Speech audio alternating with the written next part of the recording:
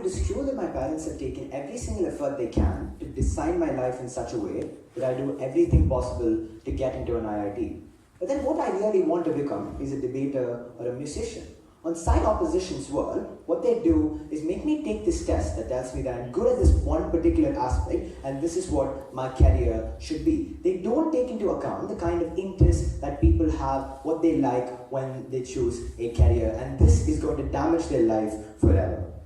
Two things that we're going to tell you in this speech. Firstly, why is this a coercive policy, which means why this hurts the kind of choices they make in the future? And secondly, why this harms these individuals by making sure that they don't have job satisfaction. Before that, let us look at what we support on our side of the house, right? We're fine with things like career advisors who take into account your interests, who talk to you about what you actually like and give you some form of guidance in the kind of career you're going to pursue. But then look at the difference between the policy that side opposition has to support, right? It is completely based on your aptitude that they're going to determine which kind of career you need to take. Why is this true? Because the manner in which this technology can plausibly work is by making you take a test in multiple fields and determining in which particular aspect you have a better aptitude. It can't possibly account for things like the interests that people have, which means that in a large number of instances, the kind of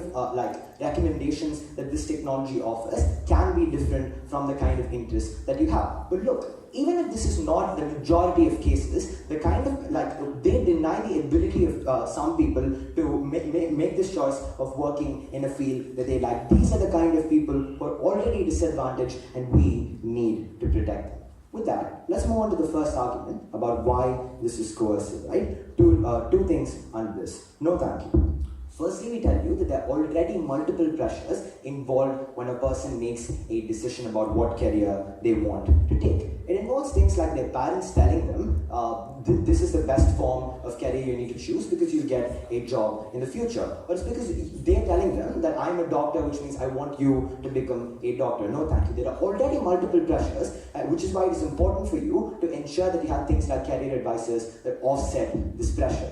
But then what does this technology do, right? It tells you that based on your aptitude, this is the only particular thing that you can take. Now I'm going to explain to you why the person's interests and their aptitude may be different and why the recommendation offered by this technology is not great. Firstly, we tell you that your aptitude is based on what you're exposed to, right? And your parents have the ability to control this. If all that they teach, Asian American parents are more likely to teach their children about math and encourage them to take STEM courses, which means the kind of courses they take in school is going to be based on this, irrespective of whether they like music or economics, which means in a large number of instances, they're going to perform better in this particular field that they have been exposed to. But then secondly, tell you that parents constantly force their children to do certain instances, right? I mean, to take certain subjects and study in a particular manner. The reason why this is true is because you see your parent in a figure of authority giving you some form of advice, which means you're likely to listen to your parent when they say something, even if it's not in your interest. But then thirdly, we tell you it's unlikely that you're going to spend a large number of time trying to cultivate your interests, make them better at the point at which you have multiple coercive pressures like this, which means you're going to underperform in that particular interest field of yours. Why is this problematic? This means that you need to change your choice based on the kind of recommendation that machine gives. This means that you are forced by a technology that cannot take into account your interests and what you want to do and just what you're capable of doing, and we find this extremely damaging in principle. One second. Before I move on to my second argument, where I explain why this mentally harms the person when they're in their job, reduces job satisfaction. Yes?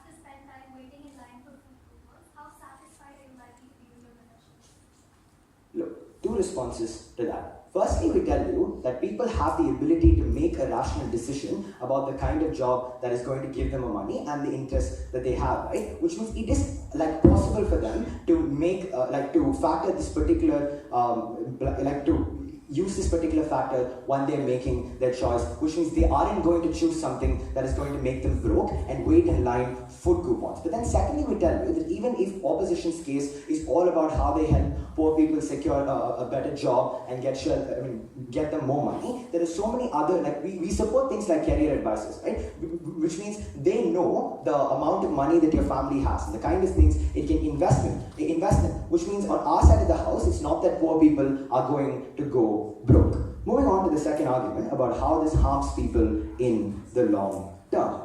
We tell you that if a person is not interested in what they do, they're obviously not going to put in the kind of effort that is required for you to succeed in a particular profession, which means they're not going to take extra time when they're working as an investment banker to make sure that they offer better analysis and things like that, which means that they're likely to get a better promotion. Well, which means in a large number of instances, these people are likely to fail in the career that they take.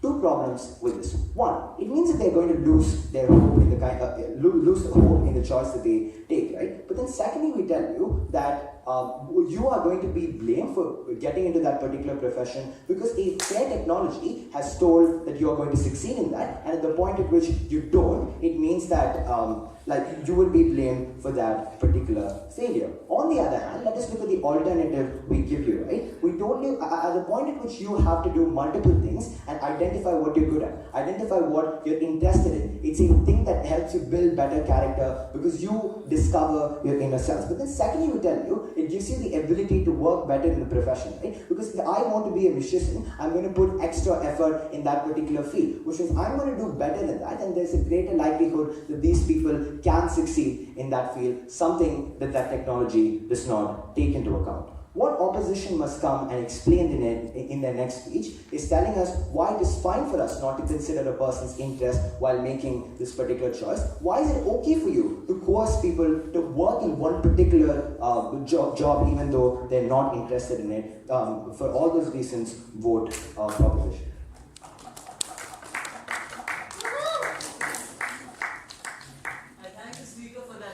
I invite the leader proposition. Here.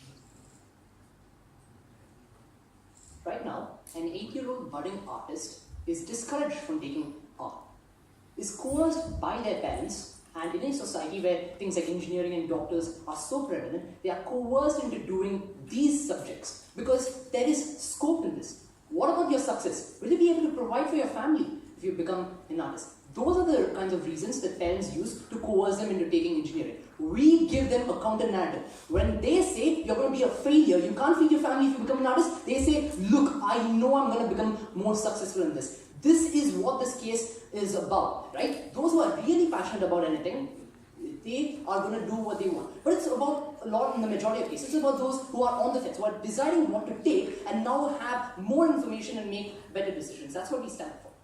So what do we support on our board? They can choose to take this test and see what's going to give, what their likelihood of success is going to be. They can choose not to.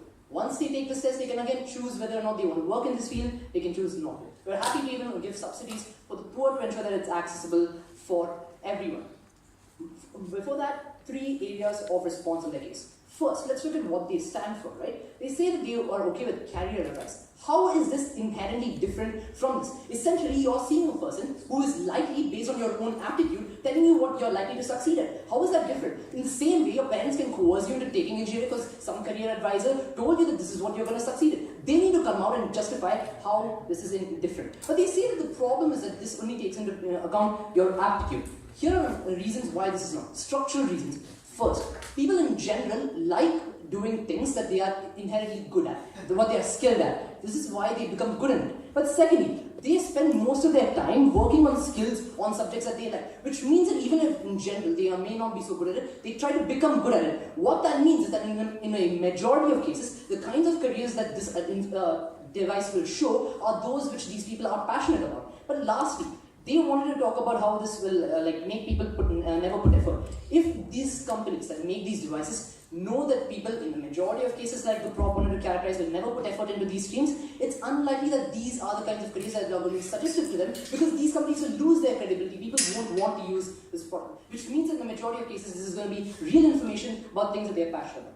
On to their first argument, right? They say that this is coercive. They say that there are lots of pressures on these people already. They say that parents are based on what you're exposed to. They say parents force you to take certain subjects. First off, like I already said, if aptitude is different from what your parents pressurize you to do, that is a good thing. We empower all those people. We give them choice. You don't. If in your world, if those parents want you to force you to become a doctor, they are likely to do that anyway, even if you don't take this test. We give them choice on our world. Second, there are lots of, they say that aptitude is only based on what you're exposed to. Not necessarily.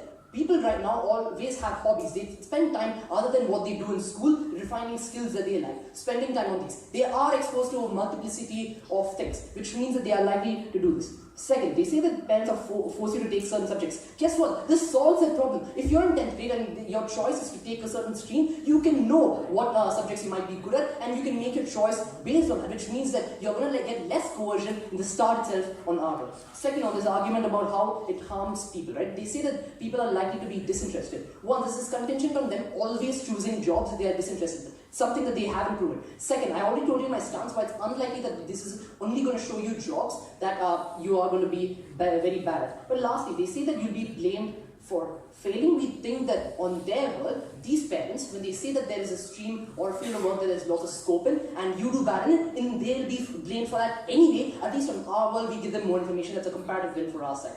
3 arguments in our case. First, why in terms of a principle it is a good thing that people make more informed decisions. Secondly, why success and why that's good, it helps people. And my second speaker will talk to you about how this legitimizes many new career paths. Firstly, the principle. Right now, people already make decisions based on external influences. We think that is a good thing. But here's the thing. Information is in and of itself a good thing, especially for those kids in middle classes, especially for those small children in poor families who find it hard to focus on something, or find it hard to make themselves passionate about a certain interest. We give them information and actually help them make decisions, whereas on their world, they are likely to just choose the subject that their friends go to. They are likely to choose a subject that the majority of the people in their area are going to take. That's the kind of field of work they are going to take. Yes. All that your parents have been teaching you is how likely are you to do well in music on that next? Like I already said, this is about like school and all, where you're likely to be based on maths. You can learn about music elsewhere. People have hobbies. They can go for other classes. If they are really passionate about it, they are going to find some way to make time onto these and show commitment. But third, we think that right now there is a huge societal coercion that we saw. Like I said in my rebuttal, the school system promotes only subjects like math and science. There's a culture of things like people being forced to become engineers because of myths like what is good for them or school. We think these are the vulnerable children. We empower them by giving choice. This means that every time your parents can ask you to become a doctor, you can tell them, no, I'm going to become more successful here. And parents are likely to actually respect this decision because their very intention of making them an engineer was for success. We give them success. This means that will change that. Fourth, if people are really passionate about music or anything, they're going to do this anyway, and making a decision based on this is unlikely for them. On to my second argument about why this is so beneficial for the people. Right now, the problem is that many people, especially from those from really low socioeconomic backgrounds, are not necessarily looking for satisfaction. Not everybody, but some people. They're not looking for very much of job satisfaction. They're looking for monetary incentives to actually come up in life, to be able to send their daughters to school. We think these people are hurt in them. But secondly, many people, based on traditional perceptions of what it means to be successful, go to careers like engineering, like doctors, like computer science programmers, where there's a huge surplus of people. We change that. because now people make decisions based on what they like and what they are good at, which means they are likely to have career perspectives. Why is it so important? One, success monetary success in and of itself is a good thing. It improves your quality of life. What this means is that you can buy a home, whereas your in-laws will not have to constantly harass you about how you're leading an undignified life. It helps you feed your family. We think it's a very good thing. Second, there's a possibility of failure on their work when these people not choose to. These people, their families will have to spend a huge amount of resources to get them into college. These people have to spend a huge amount of time studying. We don't have any of that harm in their work because they can do what they want to. Third, we think that in general, when people become progress economically, it is good for them because it helps them break cycles of poverty. It also saves resources of the state, which can direct welfare to other people who are more in need because these people are progressive. But lastly, we think that this gives incentives for those who are really passionate about subjects who may not be seen in this device to work harder because they can now have an incentive to disprove the system and work even harder. We think we empower people, we benefit their lives in the real world. We're very proud to oppose.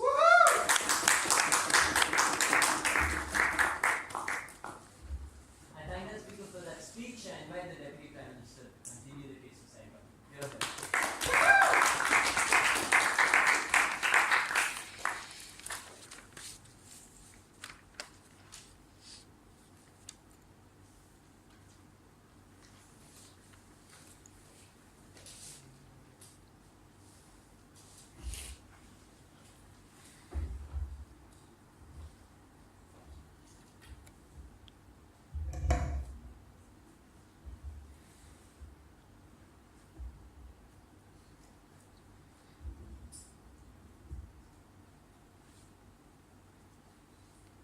When an African American person sees through this technology that he has the most probability of succeeding if he becomes a truck driver, because that's where he's more that's where he'll be more accepted in society.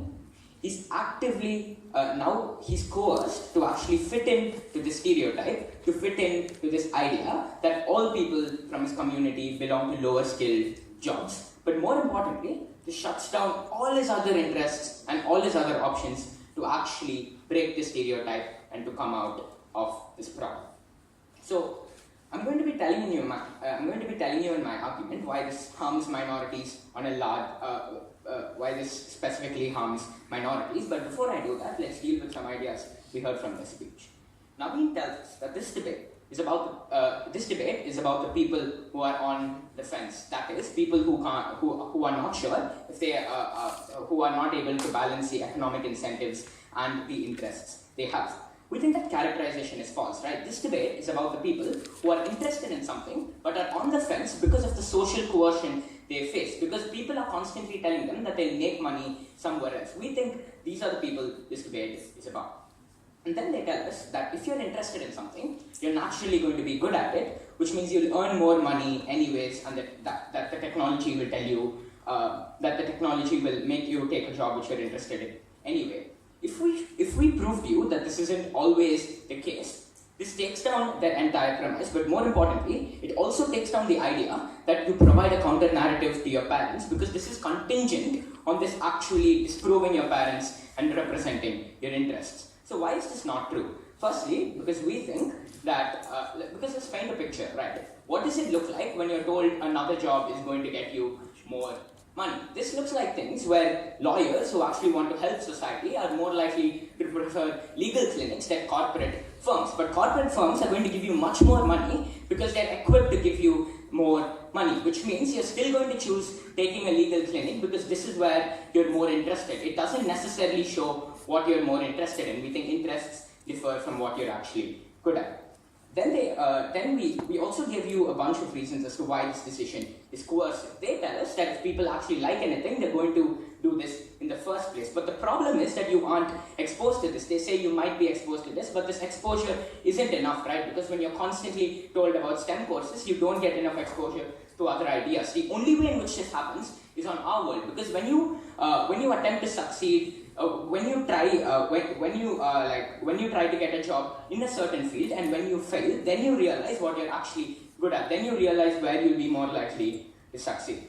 And then finally, we think that if we think that since we've shown you why interests don't necessarily show where you're good at, that means these will show what the parents want them to think. Obviously, being an engineer means you get more money than being an artist. The only artists who get more money are really famous artists, which means this technology will tell them anyways that you should become an engineer, and that's bad because it doesn't fight the counter narrative, rather it reinforces this counter narrative. And to deal with the second argument, this is going to be integrated into my argument on why it harms minorities. So what does the situation look for minorities right now? These are people who have no access to education and training because of the kinds of problems they face in society, the structural problems they face. The people who often live in concentrated pockets within cities and live together in communities. And the third thing is that they have similar life experiences. That is because they're from the same community, they face the same kind of issues. This means that when the test takes into account the experiences they faced and how their social conditions are, they're all more likely to get the same kind of job. That is, they're likely to get lower skill jobs because of the fact that they haven't had access to education, because they haven't had access to the kinds of things privileged kids have access to. The problems with this is that first, it leads to oversaturation in the market because people from a certain community, all of them are going to be working in the same area. What this looks like is that a person isn't going to be able to put food on the table because everyone around him has to do the same kind of job. He has to fit into the stereotype that this is a job where he doesn't get paid much, but he still has to do it because that's what the technology tells him. Secondly, this means that not only does it exacerbate the stereotype, but it provides no way in which you can actually push for structural reform because everybody assumes that the technology is right. It helps you have a more successful life. Before I move on, yeah. Because of stereotypes, many people like males are discouraged from becoming nurses. On our world, when this device shows them that they can be successful in those streams, they can get to do those jobs. Why is that not empowering for them? Okay, we think that when you're actually good at medicine, so we think when males become nurses, when they realize they're actually good at medicine, they're obviously going to consider this as a viable choice. We don't see why that won't happen. So moving on to the impacts of the argument I gave you, the alternative on our side is that when these people actually try out different jobs, firstly, as Harshith already told you, it builds character.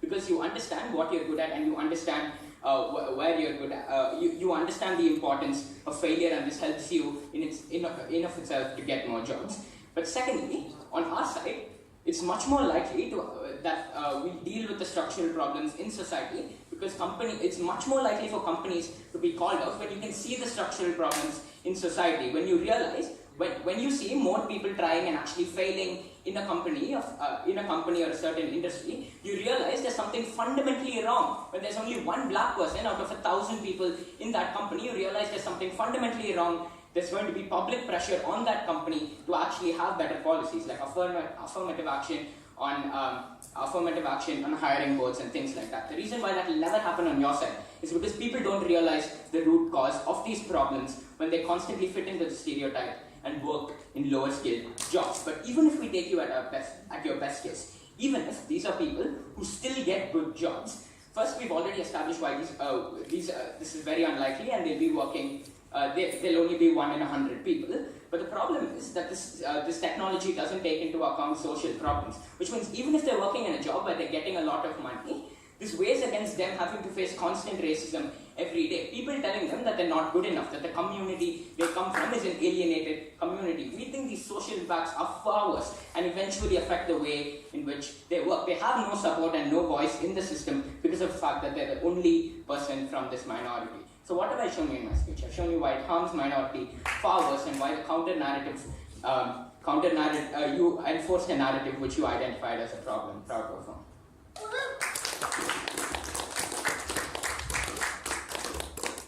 I thank that speaker for that speech. I invite the DL to continue to say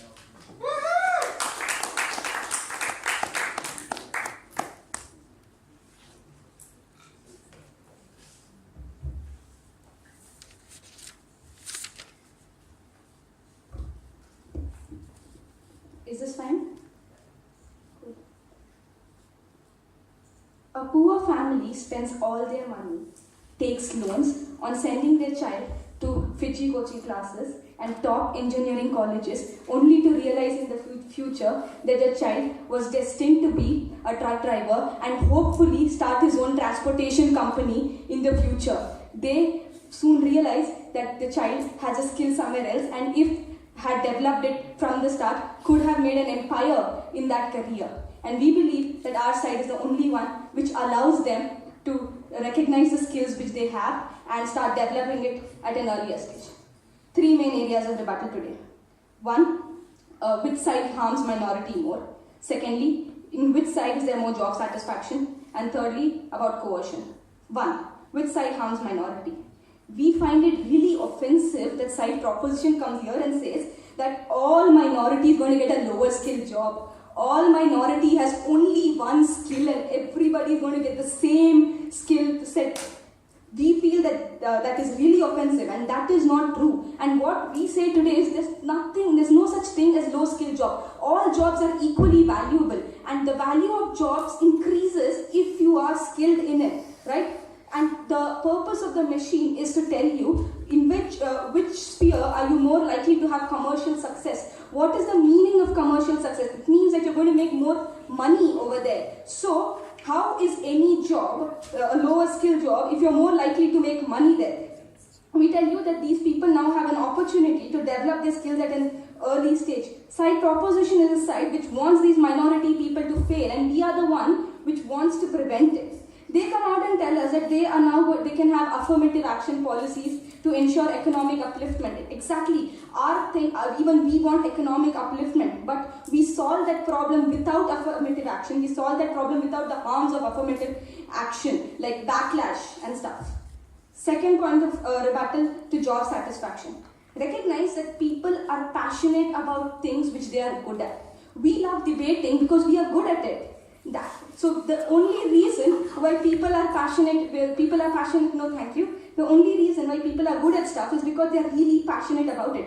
And what the machine actually tells them is that where are you more likely to be successful? You're likely to be successful at things you're good and passionate at. And it also tells you where you're more likely to make money. So we tell you in this instance, a person is able to make a more rational decision because they know 2 main things. 1, where are they going to make money more, and on what is the thing that they love the most. Whereas on their side, all that the people know is that what they love and what society tells them they might make money at. So in our side, we have a more objective I'll take you in a moment. On our side, we have a more objective body telling them where they are more likely to make money and they are more good at, which makes their decision a coherent one. Yes, sir. How likely is it that a poor family can afford the time and money to send their children to music classes and develop their hobbies? If they can take money, if they can take loans and send their children to Fiji classes and top engineering colleges, they can do the same for their music career, they can do the same for their artistic careers as well. Lastly, the idea of coercion. They come and tell us that parents and society coerce you already. Yes, they do. But what is the difference between the coercion in their world and our world? The coercion is their world is subjective. And to quote the first speaker, parents tell you, I am a doctor, so you should also become a doctor. So the coercion in your world is a subjective one, whereas the one in our case, it's a more objective type of, it's a more objective source, right? Coercion is going to exist anyway. What is better is that we have a more reliable, more accurate, and a more objective source telling you that you can be better at this job. What happens in propositions world is that the decision-taking calculus of parents is often affected by emotional reasons. It's often to carry a lineage of doctors in our family, and that is why you should become a doctor. But rather, our side tells them what they are genuinely good at and what they are more likely to be good at in the future. This brings me to my argument about how it legitimizes professions that are undermined. As it has already been established that the machine gives you your profession. So once the machine tells you what profession you're more likely to be good at, you have 2 options. 1, you choose the profession which the machine gives you. So if you choose the profession that the machine gives you, you ultimately choose the thing which is most likely to have commercial success, right? And we tell you that it's more likely for a machine to give you something you love because you're more something you love and you're good at because you're more passionate about it, and you take more initiative to develop skills for that particular job, and you go on to become better at it, right? For For example, if the machine tells you that you have highest chances of commercial success by being a sanitation worker, it doesn't mean that you're going to get dejected and upset that, oh, all I can do is be a housemaid. But instead, you're going to work harder and reach out for a better job, like being by being a helper at a biohazard station, because sanitation applies there as well, right? So you develop your skills and you opt out for better jobs. Second possibility is that you don't choose the job which the machine gives you. So, since it's already been established that what the machine gives you is something you're already good at and you're passionate about. So, if you decide not to choose the job, it probably means that the one you want to go to is something you're even more passionate about. And if that is the case, then you're more likely to work hard in the job. And since the machine has already told you that you're not good for this set, it's more likely that you'll work even more harder, you'll put even more effort, and finally be good at the job. And we tell you ultimately what our side also does is that it changes the mindset of society. Currently, parents force conventional jobs for children, right? They tell you there's no success if you become an artist. But what the machine does, it gives many people the option of being an artist. And when parents see that this person decided to become an artist after he chose the option that the machine gave him and now he's very successful, parents might reconsider and say, just take what the machine is giving you. So in this case, we also change the narrative. And we also legitimize certain professions which generally don't have dignity in society, right? Like being a sanitation worker, like being a janitor, a male nanny. And what we also do is that we discourage stereotypes that men are better suited for some jobs than women, right? It's more likely now in our world that women go in for corporate boards because the machine told them you are suited to be a CEO. It's likely that women go in and do startups because the machine told them that you are destined to be an entrepreneur. And because ours is a world which helps people in the most holistic way possible, we are proud to oppose.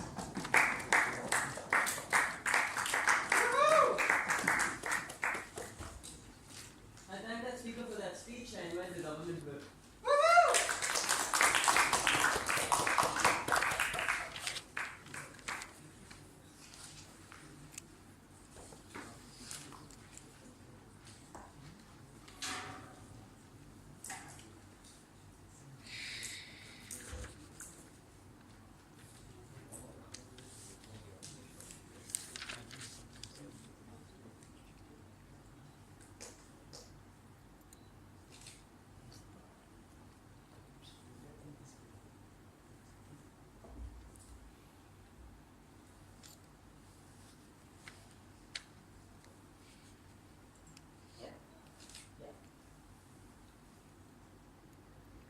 because when they come out on DLO and tell you that a poor family spends all their money on sending their child to school, they completely undercut any hope of them also arguing that, look, right, if you have hobbies, you're likely to spend your time and money on making sure that those hobbies are better. When you have interests, you're likely to spend your time and money on bettering yourself at drawing or at music or at dance, because your single goal of your parents spending money on you is to make sure you succeed, and your parents have the preconceived notion that you're only going to succeed in this particular stream. If you take this test when you're 11, they've spent like 7 years educating you in this particular manner. You've already lost out a massive amount of opportunities to like choose music, to choose art, or to choose dance. Theirs is the side where that poor family never gets to see a music teacher or an art teacher. They never have their options open to them. That being said, right, first class, on principle, is it a legitimate choice for these people to look at the results as a machine tells them? We gave you a number of reasons as to why the choice tends to be inherently coercive. Things like parental pressure, things like time availability, and they simply took all of that at its word, and they gave us a counter principle saying that, look, all of those pressures exist with a counter pressure. So at that point, it becomes a debate on which side is the lesser of two evils rather than which side creates legitimate change as far as the principle is concerned. So let's deal with that. They tell you that, look, if the machine tells you that you'll succeed at music, you'll take music. In as far as they tell you that, they're already straying further away from their principle and trying to show you that the machine will always show you your interest. We'll tell you why that's true. Because their argument, their argument is completely undercut the point at which the machine tells you that you'll do better as a truck driver, or worse yet, that you'll do better as a doctor, as your parents have told you for the last 15 years and coerced you. Which means only if they can prove to you that the machine will always show you your interest. Does their principle stand? Whereas on our side, we tell you on principle grounds, it's not a question of whether the machine tells you what you want to see or what you don't want to see. Simply the possibility that the machine tells you what you don't want to see is far too strong. Again, because of a reasoning line of analysis that they give to you, right? Humans tend to be subjective. The coercion becomes objective on their side of the house when they tell you the machine tells you that this is the only way you'll succeed. The machine tells you that the only way you'll succeed is by becoming a doctor, not a nurse, a doctor. Too bad. That objective coercion is now cemented. Whereas on our side, it's subjective, right? Humans tend to be subjective in nature. First, it could be your parents telling you one thing, your teacher telling you another. Even if it's a career counselor, 3 different career counselors are likely to tell you 3 different things. Especially when it's two professions that are so similar, such as doctors and nurses, right? So then at the end of that principle, you need to choose the lesser of 2 evils. The worst case on our side of the house is that subjective coercion still exists, but the worst case on their side of the house is that objective coercion will exist, and that's far too bad for you to ever choose that side. But that being said, right, outcomes. But before I move on, I will take up AOI.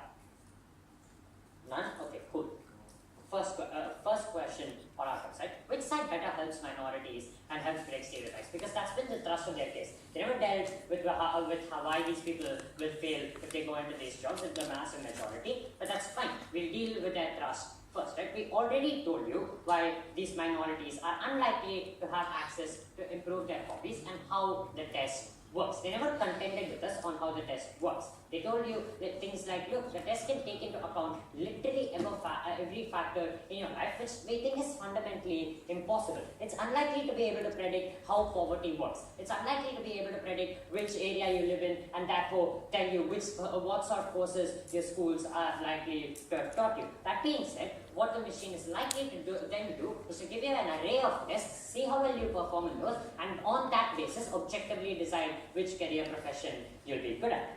We told you, no thank you, I'll take you in a moment, that we told you that, look, if you're going to tell us that, look, we became debaters because we're passionate at it and that passion helped us grow better, then sure, yes, that's one of the factors. But the crucial factor that is that the ability to become a debater came with the fact that we went to privileged schools that allowed us to join ISDS camp, allowed us to spar against teams like yourselves and ourselves, and that's what helped us improve. That's the crucial difference. We're privileged. These people aren't. You have to take that into account. You can't deny that. But that being said, yes. Right now, even if a black transgender woman is skilled in things like marketing, they are discouraged from taking up a profession because of social stereotypes. When these devices and they can succeed in them, they are more likely to do such jobs. Why is that? Okay. So let's look at the comparative there, right? On our side of the house, is that black transgender woman has been told by their parents and teachers that she's likely to fail, and a career counselor looks at her sheets and goes, you know what, you're probably likely to succeed. That one person telling her that is enough for her to be pushed forward. On that side of the house, that one person won't be enough, because you know what, a machine that can apparently predict everything about you, that has a 100% success rate, is going to tell you, guess what, you're never succeeding. That's too bad, you can never choose that option. But let's look at another line of analysis they give us, right? They want to have the cake and eat it too. They want to tell you that, look, if this machine tells you that your best hope is to become a sanitation officer, but you want to become a lawyer, somehow you're going to break through those stereotypes, you're going to break through what the machine tells you and become a lawyer. On the comparative, they also tell you that if you want to become an artist and the machine tells you that your best hope is to actually become a doctor, you're going to become if your parents tell you that you need to become a doctor and the machine tells you your best hope is as an artist, you'll somehow follow the machine and become an artist against that coercion. They can't have the cake and eat it too. What are people likely to do? Are they likely to pursue their interests regardless of what the machine tells them, or are they likely to follow the machine regardless of what their interests are? In opposition with, whenever they clarify this, if they choose to, when they pick that, you need to understand that half their benefits fall apart right there and there. But we gave you a bunch of reasons on why people are likely to fail when they take these jobs, right? We told you things like, a job becomes massively overpopulated. You're going to push a bunch of people into a single job, which means there aren't going to be enough job opportunities left for these people. They never contended with that, which means more people are unemployed. That's a physical problem that they need to resolve. too late to resolve that, or awkward. At the end of this debate, the comparative is this: a side that gives you a legitimate choice. Sure, there exists coercion in society, but the comparative that is a side that tells you that the coercion that society has given you is absolutely right, and it always will be. Choose the lesser of two evils, the side that hopes to solve some of the issues without making them worse. Vote proposition. And when the speaker for that speech, I invite the opposition group. Yes, sir.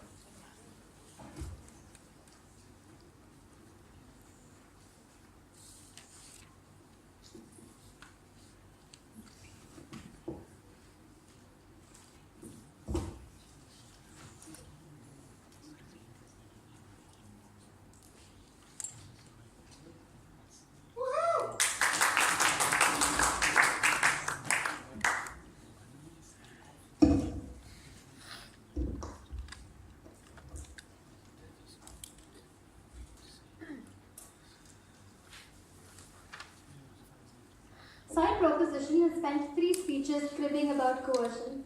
Apparently, coercion that comes from your parents, your family members who feed you and tell you that you have to give back to us, you have to take up this profession because that's what you need to do, is less coercive than this machine that you go to and that gives you a result. To the extent to which we've agreed on both sides that coercion exists and we are going to have to pick between one form of coercion and the other form of coercion, it is infinitely harder for you to step up against your family members, the people who can guilt trip you. We know that they can guilt trip you, right? Those people, and say that you won't take up with their decision, you're going to go your own way. We already told you why this machine gives you the power to break out and gives you something that you can prove, that you can use as proof and evidence against this huge amount of coercion that already exists in society. We've told you why that's so very valuable if they're so worried about these people who want to go along with their profession, profession that gives them job satisfaction, profession that will be in line with their passion, to the extent to which that's who they want to protect, and to the extent to which we give them that tool to stand up against the coercion they already face. This isn't this isn't a debate that happens in a vacuum.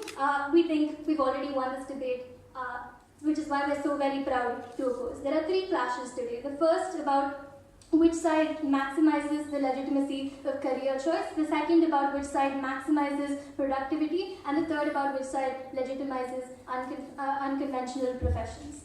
Let's look at what they gave you under which side maximizes the legitimacy of career choice, right? We've established that this culture of coercion already exists. People think there are certain professions that are good traditionally, things like engineering, things like being a doctor, things like being a lawyer. And if we say that this specifically allows you to break out, because we've already established why if you're good at music inherently, if you have like a good voice, if you're able to pick up a tune, then this machine is going to tell you that you can become a musician. And we told you why that's so very important for somebody who's facing that kind of huge pressure from their family. Secondly, we told you why they should make this decision with full information. They can constantly go on about this, how job satisfaction is so very important, but that's a very privileged thing to say, right? We think a lot of people don't want to know what job they're going to be most satisfied in. They want to know which job they're going to have to take to provide for their family, to actually give back to their family so that their family can be happy, so that they can put food on the table, and so that they can have some level of peace of mind. And we think only our side gives them that, right? It provides them this objective metric, and we think that's hugely beneficial. It's about the quality of life, and that's what most people prioritize.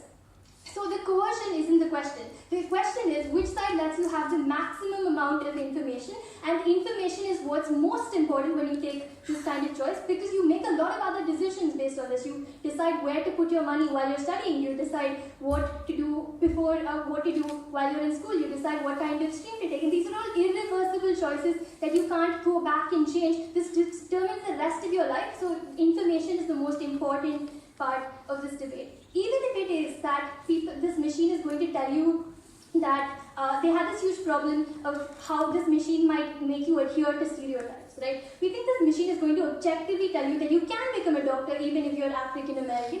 It's not racially coded. It doesn't have the same kinds of perceptions that your career counselor has. It's not going to say that your parents can't put you through medical school, just become like a sanitation worker. That's what you're meant for because sadly you're poor. That's not what this machine is going to say. It's going to take in your skill and your ability, and their problem when people choose careers. We think only our side solves it, and so we win by their own metric. It's more likely to also change stereotypes, right? It's more likely that people are going to get different decisions from this machine. It's going to be evenly distributed across races. A white person is going to now be told that they're going to be a truck driver, and it's equally likely that somebody who's African American is going to be told that they're going to be a doctor. What kind of message does that send out? It sends the message that we are equal and we can be whatever kind of profession we so choose to be, so long as we have the skill, so long as we put in that kind of effort, that hard work. And that's why it breaks these stereotypes that are pushed on us by this patriarchy, by the racist structures that exist around us. And so we win by their own metric of providing equal opportunity and equal amounts of ability and assigning equal ability to different races. Let's look at what they gave you under the second flash about which side maximizes productivity. Their first speaker wanted to tell you that they support career counselors who take into account your economic ability to put yourself through college. Why? Because they recognize that a lot of people need to take up the profession that helps them economically provide for them, right? That's why they put that in their model. So they actually agree with us about the viability economically of your profession being important. And so we think we take this argument already. They refuse to engage with how it's better for you if you're going to take up the job that helps you get more money, the job that you're going to be more successful in, the job that gives you social mobility. Their only qualm about this was that, oh, you're going to be bad at this job because now you're not interested in it, right? We already told you that this machine is likely to, you're unlikely to be bad at this job. This machine is going to take into account whether or not you're naturally good at that job, and it's not that hard for it to figure that out. If it is that they hate the idea of this job so much, they're unlikely to take it anyway, right? They're going to go with their passion. If they know that they're going to hate this job so much, they're going to take that choice to pick another profession. And people do this all the time. Society tells them to take one job and they pick the other one because they know they're going to hate it. We don't think that they can claim that.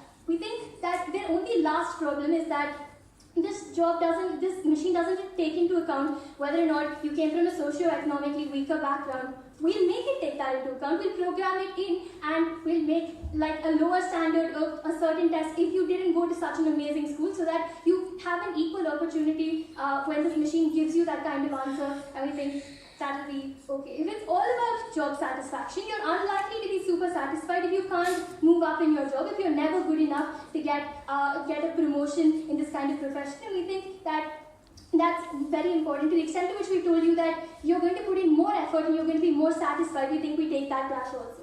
Let's look at what happened under this clash about which side legitimizes unconventional professions, right? Society tells you that certain jobs are the only valuable jobs and these less skilled jobs have no value at all. When it is that these less skilled jobs have people who are actually adept at them going into them, it improves their quality, improves the value of these jobs, and it improves social perception of these jobs, and it's more likely that parents will send you to the classes that you require for these kinds of jobs, which means that these jobs become something you prepare for, aspire to, and expect to become. We think that's what changes societal perception of these kinds of jobs. So the extent to which we prove that this gives you a better and more legitimate choice, we think we've taken this debate. We're so very proud to.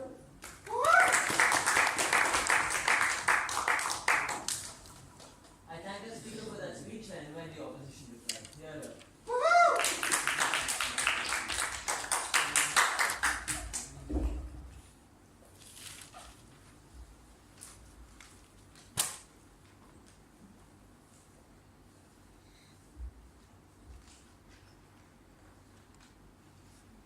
Two words to sum up the prop case: privileged, first world centric.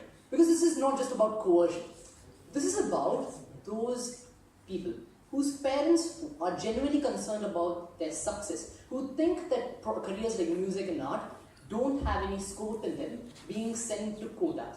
We show them that it's possible to succeed in this world. We save those lives. These people don't have to fall into depression or be work for a career that they dislike. This is about those African Americans, women who are discouraged from taking corporate jobs in the higher ladders because they think this is not for them. We show them that you can succeed. We break stereotypes. This was the material that we brought, which heard insufficient attention from their side of the. So I'm going to summarize this debate by looking at two things. Firstly, in terms of the principle, whether we should support people using this form of a device, and secondly, which side actually helps individuals. So firstly on the principle, what we heard from the prop bench was so non-comparative, right? We think in general, right from the start, people can make decisions based on a number of influences. Making that based on economics is also perfectly legitimate. But here's the problem. There is immense societal pressure and coercion on a lot of individuals. So this looks like their parents, the people around them, the kind of culture at their school, the kind of subjects that their friends take, everyone around them take, means that they are likely to do things like take up engineering, doctors, that sort of stuff, even if they aren't really interested. On their world, they can do nothing. Sure, you may not show them this device, but these people are going to be harmed anyway. We give them the ability to break up. We are the ones who give them choice when they can show this and say, parents, you don't have to be concerned about my success. I can do what I want. What did they say? They're like, no, this is only going to be based on aptitude. We gave 3 responses to this right in first speaker that they just didn't engage with at all. But in general, people tend to like what they are naturally good at. People get to spend time refining skills that they are good at. And lastly, they want to talk about some argument about how people don't put in effort. We told you that these are the kinds of people who go into jobs that they're naturally good at, which means it's easier for them to succeed, which didn't get engagement from their side. But ultimately, they didn't just weren't okay, but they wanted people to go to career advisors. How is that different from a device telling you you'll be good at something? What's the difference if a human tells you that? On our side of the house, at least it's more better because it's their side. It's likely to be a career advisor from the same kind of backgrounds as their parents, who's going to have the same view. On our world, it's an objective view. They can hang their hat on this absolutist principle. We on the real world are the ones who actually empower those boys who are likely to be sent to quota. We are the ones who empower those girls to say, fine, I want to take up commerce. I don't want to take up science. I don't want to take up maths. We are the ones that actually protect this. That's what second year of which side actually helps individuals, right? They are world about how this argument of satisfaction roots from privilege. Because in the majority of cases, there are many people, especially poor people, African Americans, those who have been historically oppressed, who actually want to go up one career. To these people, actually being able to feed their family, sending their children to school is the most important thing later on in their life. These are the kinds of people we protect. It's good for them. They actually get to go up. They get to break the cycles of poverty because they go into a job that they are naturally going to be good at. They don't have to worry about a hard subject like maths or engineering because the people around them choose that. That's what's going to happen in their life. Guys, these are the most vulnerable people. We are the only side that protects them. But specifically, we told you that those who are going to be so passionate about what they're going to do, it's unlikely that this case is largely about them because they are going to do what they want. But in specific, we told you that there's an incentive for those people to work even harder to disprove those myths that they can't succeed in those, which is a good thing. But in specific, we told you about how this breaks stereotypes about race and women who can do things, even males who can become nurses, something that their third speaker absolutely dropped regardless of a weird response to our POS. We create role models. In the long run, we break these stereotypes. We empower all those people from these communities who are not going to take up the jobs that they want to in the long run. We are the ones who actually protect them. If you want to take this debate in terms of a principle, we give them choice. If you want to look at the real world, we actually benefit them because they don't have to just work. They can actually lead a dignified life. Very proud to propose. I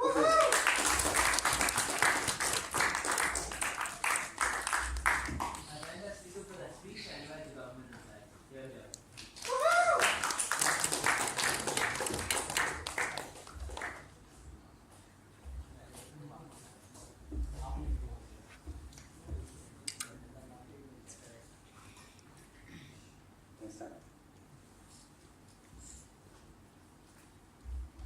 Panel, all the team opposition has been telling throughout their 3 speeches is that technology will figure it out. Because when we told them that the kind of results that technology is going to give you often does not take into account your interest because you're not exposed to it, they told you that technology will be perfect. Every single impact that they had to give to you about breaking things like gender roles, about you getting more money, all is dependent about why this technology will be precise. We gave you in our first speech about why it is unlikely that this technology is going to be precise in a large number of cases, which is why we take this debate.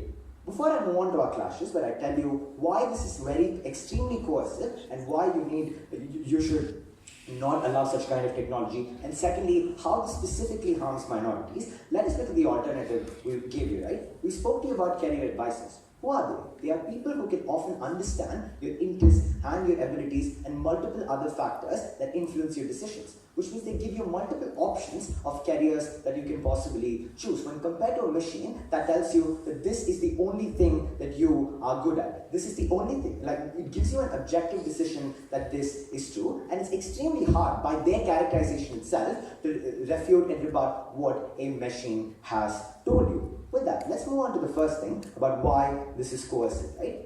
Because the entire world believes in this particular machine, and entire world tells you that what this machine tells is like correct. Which means only if there is a 100% chance that what this machine tells is true, is side opposition giving these people some form of information, right? Or else even if there is a slight chance that this gives some form of wrong information, what they're doing is making sure that these people who get incorrect decisions by these machines are going to like suffer in life for a long time. But then we gave you reasons why this is likely, right? We told you that what parents expose you to is probably not what you are interested in, rather what they want you to perform. Secondly, we told you that you often don't have the kind of time that is required for you to go to music classes if your dad has to go shuttle with 2 jobs a day, which means it's unlikely that their side of the house is going to get these minorities to work as an investment banker. They're still going to be janitors. But then most importantly, all their benefits depend upon what kind of impacts